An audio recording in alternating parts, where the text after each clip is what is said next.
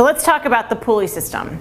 The first thing you should note is that when you're using the pulleys and it's not attached to the glide board, it becomes 100% of the force that's required to move. So if Jeff here is doing a row, or let's say he's doing a squat, it's equally the same force at this incline level. You can refer back to your chart that you received when you purchased the Total Gym. It will tell you how much actual resistance it takes to move at this incline level.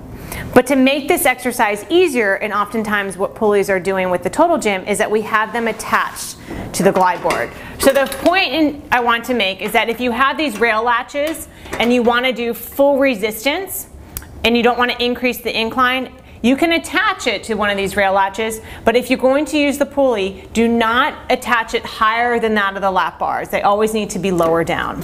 So I'm going to disattach the pulley, and once I do that and bring it to the glide board, now remember how we talked about safety and anchoring? If Jeff was standing, then I would remember this is where we anchor, and this is and/or knuckle down for safety.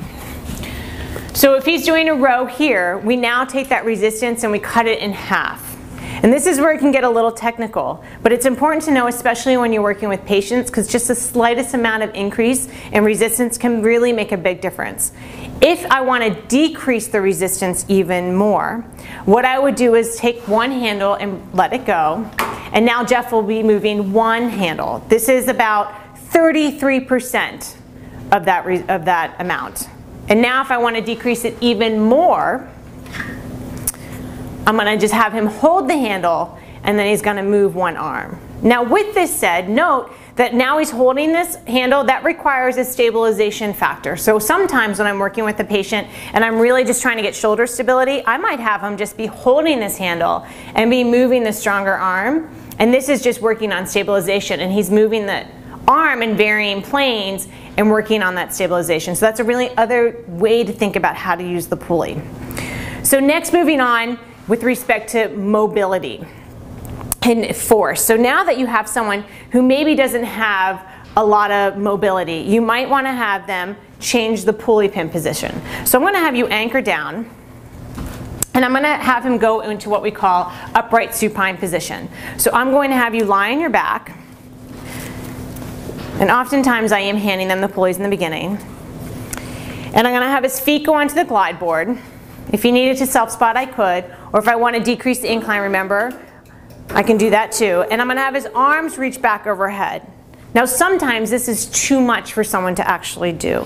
So I will have your feet go on the floor, and I can bring the pulleys up into a position that is just a little bit higher. And now this might be just where he needs to be, so now he can either do a pull down, or let's go into a pull over. Because now I'm going to talk about range of motion and force. This is where it kind of gets a little overlap between the components. So when I'm working with someone and I have adjusted the pulley pin placement, or the clamp position rather, I am changing where the force is delivered in the range of motion. So we're going to back up a little bit to biomechanics. And remember, when something's around 90 degrees, when that weight's at around 90 degrees, it's the greatest force that might be required to move. So in this position, if he was to, this is nice because you have the pulley in the position, if he was to get to 90 degrees between this cable and this arm, you can see he's working really hard, that's where it's the greatest force for him to actually pull over. So that's number one. Number two, if I have someone who needs more force and they're further back, what I can do is have him place his feet on the ground and then bring the pulley down.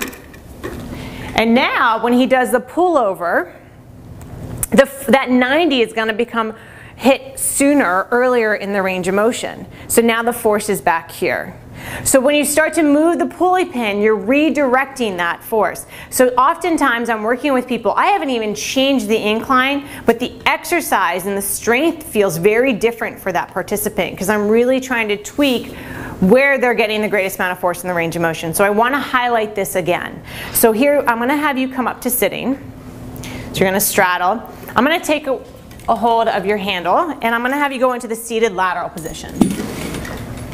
So I'm going to bring the board to parallel because we can. So you're going to stand up. You'll anchor down back to sit. So we're going to go through a chest fly. So if he has the front handle, and I'm going to bring this up So now the force is more aligned. So he has a better line of pull, I should say.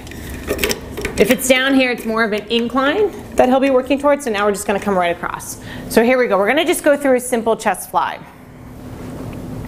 If I was to look at that 90-degree, he hits it about here in the range of motion. But if I want him to, let's say, hit it back here, he needs more force back here. A tennis player, for whatever reason, he needs it back here. What I can do is I'll have him put his feet down,